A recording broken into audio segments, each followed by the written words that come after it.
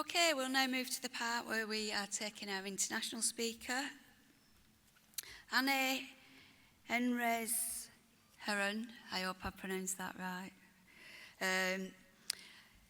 is here to speak to us. So, conference, I'm really pleased to announce that we're starting this session with our international speaker, Anne Enriquez-Geron, thank you, who is joining us from the Philippines. So Anne is the president of PSLINK, the Public Services Labour Independent Confederation, and is the vice president at Public Services International Global Union, and is vice president of its Global Women's Committee. Anne has organised public servants in government and at all levels of education, health and local government since 1987. She has bravely fought against corruption, which at one point resulted in her suspension for whistleblowing, and against the privatisation of public services. Currently, PSLINK is developing a project with PCSI and UNISON to organise local government community health workers in the Philippines. And our unions are also working together on the fair recruitment of Filipino health workers. Anne, you are more than welcome, and the floor is now yours. Thank you very much, Sister Chair, and solidarity greetings, sisters and brothers. I'm deeply honored and grateful, as I'm delighted to be here for this great opportunity to participate in your local delegate conference. You correctly pronounced my name. I'm Anne Enriquez-Geron, and I'm from the PSLINK, which represents workers who build, serve, do sanitation and waste management, teach, train, transport, and care for the people, their families, and communities. And PSLINK proudly represent workers who puts people over profit. A lot of people ask me why I'm in the union despite the high risk in the Philippines. You know, I grew up poor because my father died when I was 7. I completed my secondary education through scholarship and finished my 2 years technical vocational education through the kindness and generosity of farmers, workers, and professionals who, through their foundation, supported my education. So since then, I committed myself to repay that kindness in every way I can. And that opportunity came when I was employed at the National Manpower and Youth Council, now known as Technical Education and Skills Development Authority, as a young clerk. That institution happens to provide training and education for out-of-school youth, for unemployed adults, for workers, and for women in non-traditional trade like welding, automotive mechanic, and carpentry, among others. You know, from 1972 to 1986, I have lived experiences of martial law under the Marcos dictatorship, the father of the current president of the Philippines. In my own way, as a student and young civil servant, I was part of a movement fighting for the restoration of democracy in my country. So after the 1986 People Power Revolution, when we regained our right to organize union, I naturally organized my own local union, the National Manpower and Youth Council Association of Concerned Employees, and negotiated the first collective agreement in the public sector.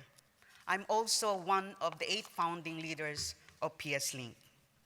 So coming out from that period of dictatorship, where massive corruption was normalized under Marcos dictatorship, fighting corruption has become my union's mainstream campaign and my own moral compass as a union leader. I was encouraged and further strengthened my resolve when in 1990 and 2002, the Director General, the highest official in my workplace, was dismissed because of corruption which my local union exposed. I never thought that it will happen again in 2007 when my union again filed corruption charges against the highest official of that agency for illegal fund diversion, for overpricing, for ghost scholarship, and what have you. But despite the death threats and oppression of that Director General, he failed to make me drop the case. And that resulted to not suspension, but my dismissal from my work. But not only me, including my husband, who happens to work in the same agency, we were both dismissed after serving that agency for 30 years. But he was reinstated later on when we fight for the illegal dismissal and the union won the case. For me, I decided not to be reinstated in my workplace as a condition for my agency to take my 2 union leaders for reinstatement. So I decided to change my employment, and I was employed at the Quezon City Polytechnic University, the richest local government in the Philippines. You know, just last week, I know if you are aware of, the International Labor Conference was concluded. And in the International Trade Union Confederation report on Global Rights Index, the Philippines is ranked again as one of the 10 countries worst for workers. For rights activists, for trade union leaders, for organizers and educators, we live these dire realities every single day. So much so that we cannot worry about what we can and need to negotiate. We are extremely worried whether we will live for another day to do union work, whether we will be receiving court subpoenas for cases or crimes that we don't know nothing about, or whether we are worried whether we will be able to leave and return home safely. So it is a country where red tagging, and let me explain a little bit what red tagging is.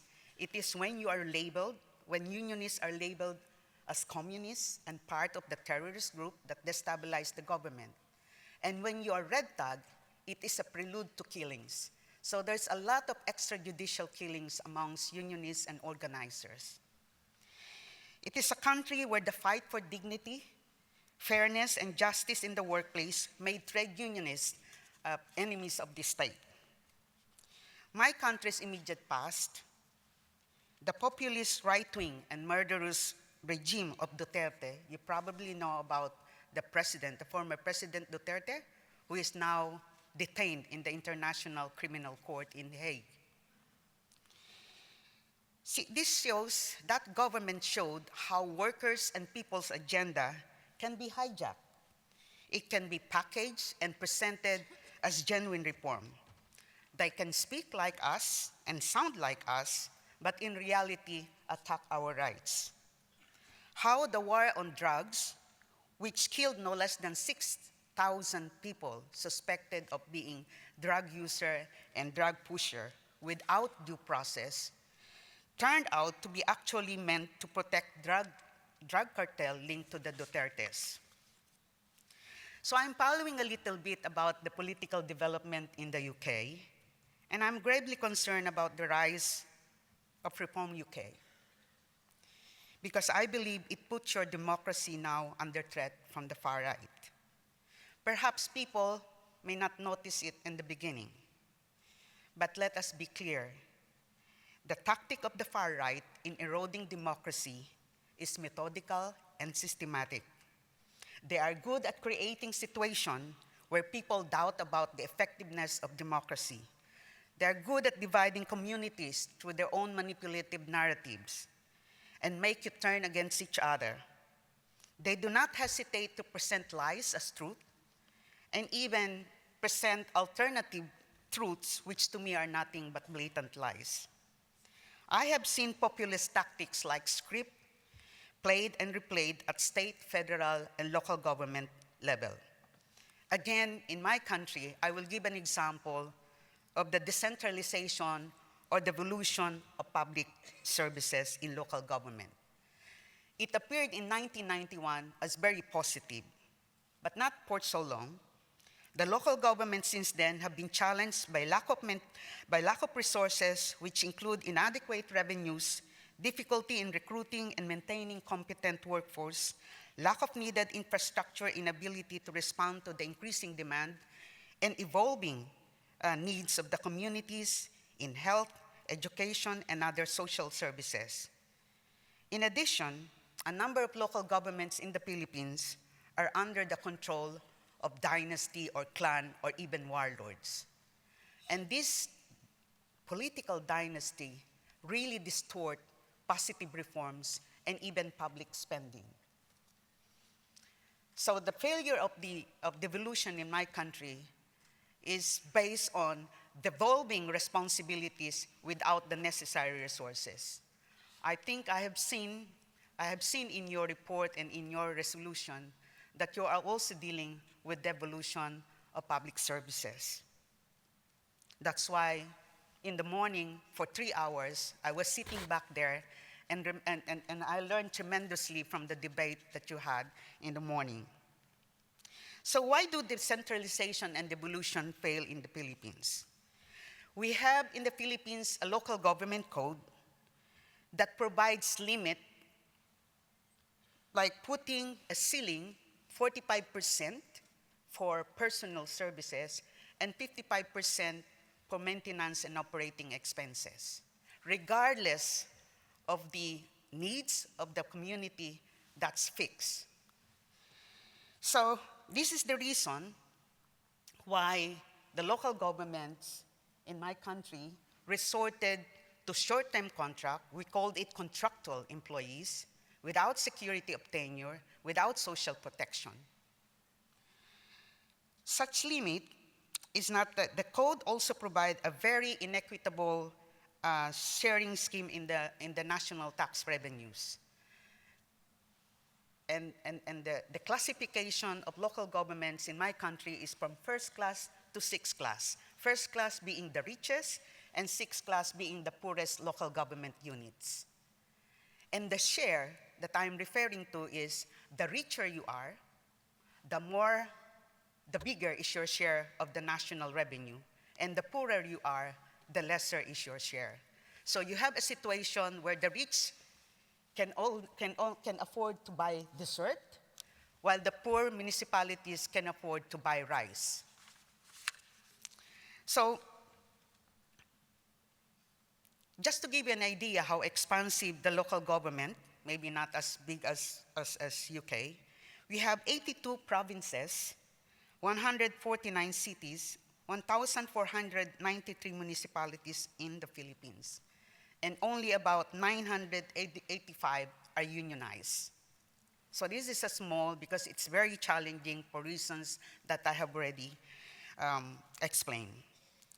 So PSLINK has been campaigning, my union has been campaigning for the amendments of the local government code, the equalization of pay for local governments, the uniform implementation of our salary standardization law, for the ILO Convention, ratification of all ILO Convention 151, and this is labor relation in the public service, the ILO Convention 90, which is eliminating violence and harassment in the world of work, including gender-based violence, and the Magna Carta for barangay health workers. Barangay is the smallest unit in my country, and it's equivalent to communities. So we have that special law as our campaign. And of this campaign, the ratification of ILO Convention 151 in 2017 and ILO Convention 190 in 2023. So we won that campaign. We won the expanded maternity leave law, which increased paid maternity leave from 60 days to 105 days. And we have won 10% salary increase for government employees, including local government. But it is, granted in 4 tranches. 4 days before I came to UK, there is a bad news though. The Magna Carta for our community health workers, which will recognize them as workers, has been retracted or taken back by the House of Representatives without even an explanation. So we see this as a betrayal of over 300,000 barangay health workers. This retraction shattered their hopes and dreams of barangay health workers. But why do we in PSLINK believe and assert that care work is work and must be properly compensated? Our community health workers are primary health care frontliners, found in basic unit of local government, numbering 42,000 barangays or communities. They are essential to the implementation of universal health care law. They work in 23,281 barangay health stations, in 2,592 rural health units, and 2,411 birthing homes. Compensation and social protection coverage are not existent, except for meager honorarium ranging from $10 to $120 per month, depending on the classification of local government. So the situation of community health workers in the Philippines are seen and experienced in Pakistan, Nepal, India, and in some African countries. The PSI Asia Pacific has an ongoing organizing campaign which resulted to the successful organizing and launching of Pakistan Community Health Workers Federation, which includes 20,000 women workers. And in Nepal, PSI affiliates had major wins when the city government of Kathmandu has recognized community health workers as workers entitled to at least an hourly wage, and another province in Kathmandu is likely to follow. PSI continued to vigorously campaign for barangay health workers. Last year, the UNISON International Officer, Sister Gemma Friedman, went on an exploratory mission in October. So PSI and PSLINK in particular is hopeful that a UNISON-supported organizing project can be approved because it will greatly help in transitioning barangay health organization to become trade unions. But perhaps you may ask, why is the Philippines resorting to voluntarism? And why is it that health workers in the Philippines are migrating in great numbers? Philippines has an annual shortage of 127,000 nurses, and 114,000 doctors. As of 2024, 316,000 licensed Filipino nurses were working overseas, and this represents more than half of the country's licensed nurses. The Philippines has been producing over 20,000 graduates of nurses annually since 1999. But for whom? But why the shortage? What are the push and pull factors driving migration of health workers? Top on the list is low compensation, job insecurity, limited career growth, high salaries with UK amongst countries of destination offering substantial higher wage and better working condition, which includes far better facilities, staffing ratio, and professional development opportunities. These certainly attract Filipino health workers to migrate in massive numbers. While my union believed that labor migration is not a sustainable way to address the push factors of countries of origin and the pull factors of country of destination, including critical gaps and shortages, we cannot stop Filipino health workers from leaving. And this is why my union is active in campaigning for a rights-based, fair, and ethical, safe, and regular labor migration. And considering that there is a bilateral labor agreement between the Philippines and the UK through a memorandum of understanding using the private recruitment agency track, it is imperative for PSLINK and UNISON to have cooperation program starting with pre-employment pre-departure, and post-arrival orientation seminar specifically for care workers. And this planning has been in progress. I understand that UNISON has a union passport where, for example, health workers, member of PSLINK, may be automatically members of UNISON once they reach the UK to work.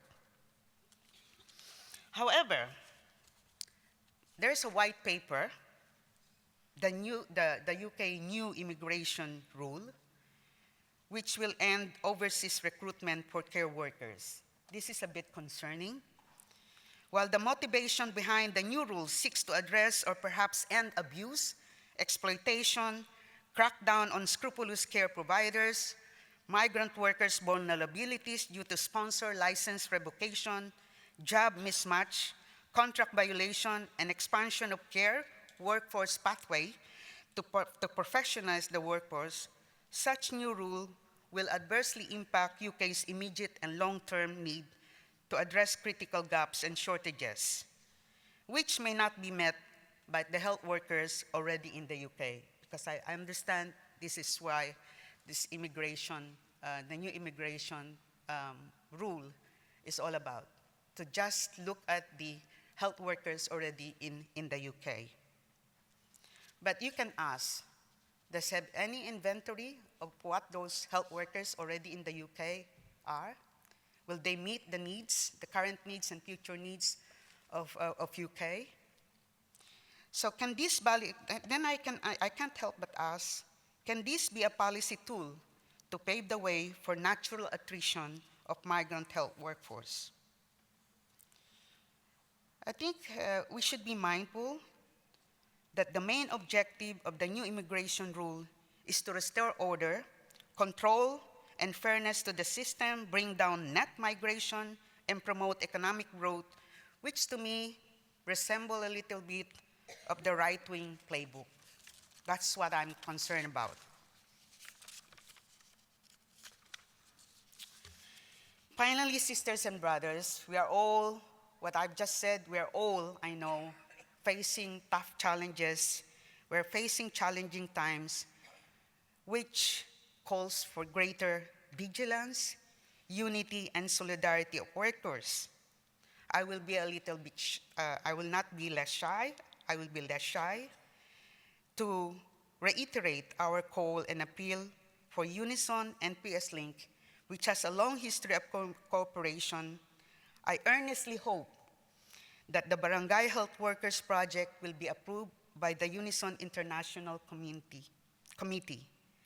And PSLINK looks forward to reading our joint success in UNISON's various news channels in the coming years. Thank you all very much, and I wish you all a very successful conference. Mabuhay ang UNISON!